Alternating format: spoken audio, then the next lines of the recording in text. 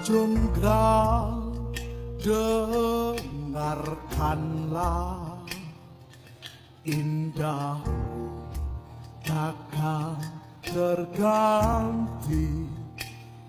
Kau bagai bidadari yang terutus ke bumi, dan ku bersunting sebagai seorang permaisuri.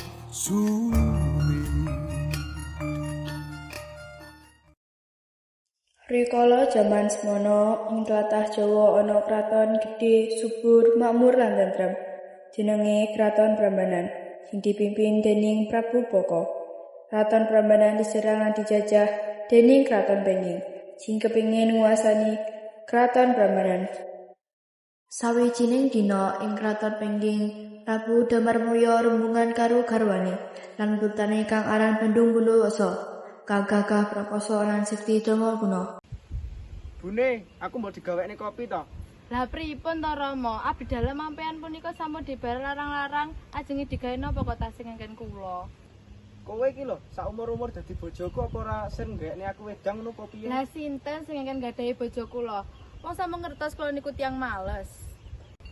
Mergo wis kebaca tresno, males ra males jane ya panggah kepeksa. Wonten napa niki kok kados wonten tiyang ngaling dandutan? Iki lho Le, mbokmu iki lho mongkon gawekne kopi oleh alesan warna-warna, ngerti aku dhisik milih. Empun yen ngoten kula damelne wedang. Yo ngalah wong tuwek kok wis padha gebrah wae. Kurang elingi. Ngomong apa kowe Le? Mboten napa Rama. Mong wijani lek Rama niku ganteng banget. Oh ya cetha pancane anakku ora kaya kowe, baguse kaya wedhus gembel.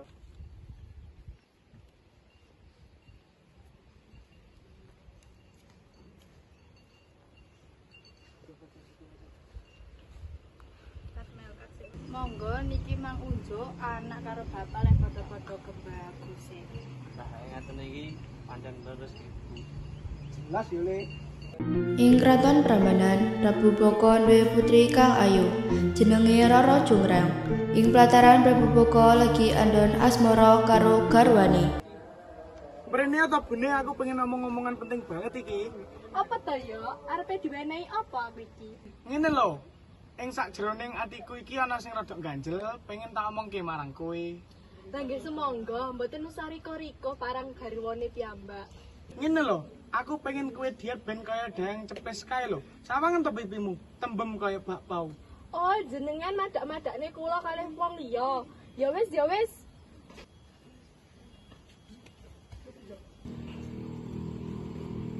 Ndara Putri kok ketinggalane saya kula pijetin apa pripun? Ya kene ndang pijetono karo aku ki ape takon. Tanggep menapa lho Ndara Putri?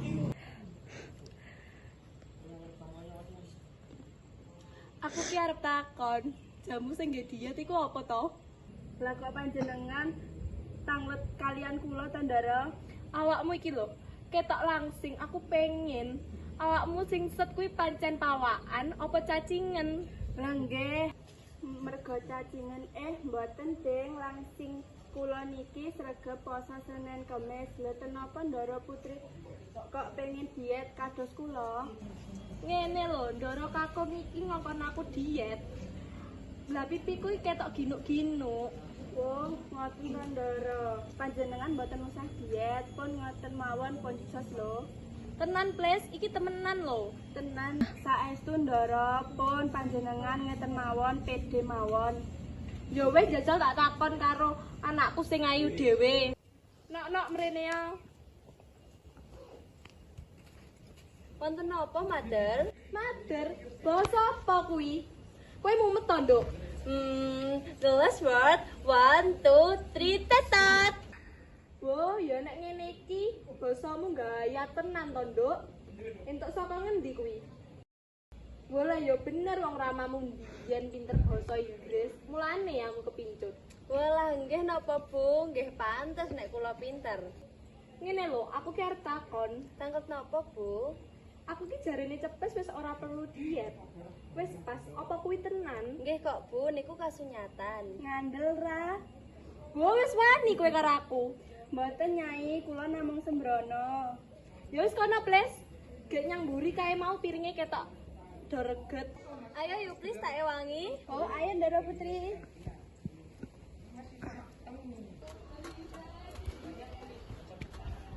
Lho Ndara Putri kula tingali saka Katabian kok kadisahan kula rewangi napa pripun? Iya teh rewangono.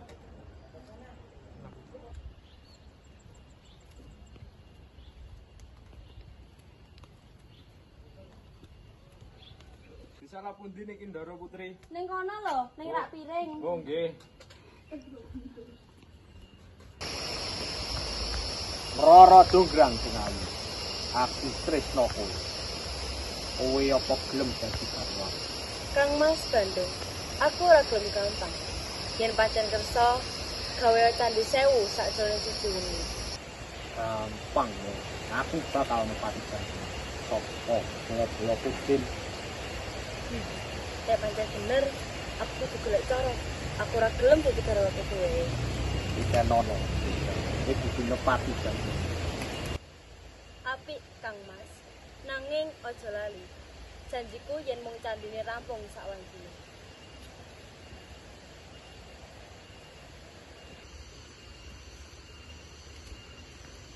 Para Jin, rungokno. Aku nyuwun tulung gaekno 1000 candi kanggo Roro Jonggrang.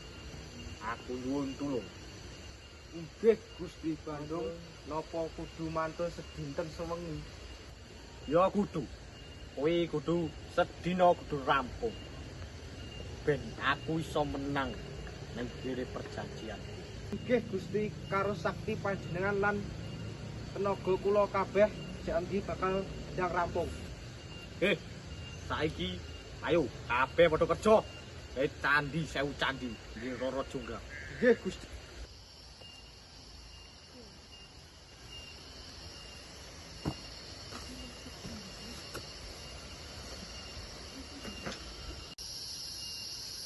Kakean.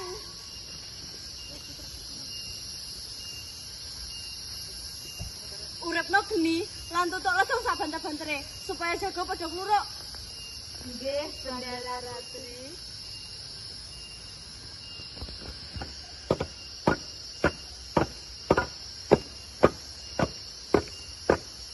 Kurang ajar.